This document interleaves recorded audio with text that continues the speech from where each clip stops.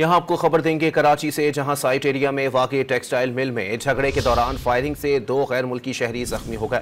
Police के मुताबिक textile mill के गार्ड और मिल के 2 गैर मुल्की मुलाजमीन के दरमियान तल्ख कलामी हुई, जिस पर गार्ड ने फायरिंग कर दी। आपको अपडेट कर रहे हैं, कराची साइट एरिया में वाक़ई टेक्सटाइल मिल में झगड़े के दौरान फायरिंग से 2 गैर मुल्की शहरी जख्मी हो गए हैं। मज़ीद जानते हैं डॉन न्यूज़ के नुमाइंदे आसिम खान से।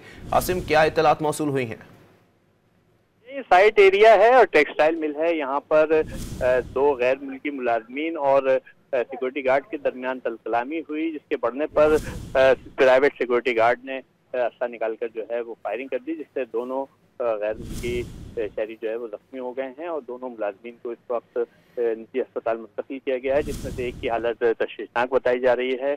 ताहम पुलिस का ये कहना है कि इस वाक़े की तहकीकात की जा रही है, क्योंकि जो इस वाक़े में मुलव्विस सिक्योरिटी गार्ड है वो मौके से फरार हो गया है, उसकी तलाश की जा रही है, जबकि जख्मियों को जो है तिब्बी इमदाद। बहुत शुक्रिया आसिम।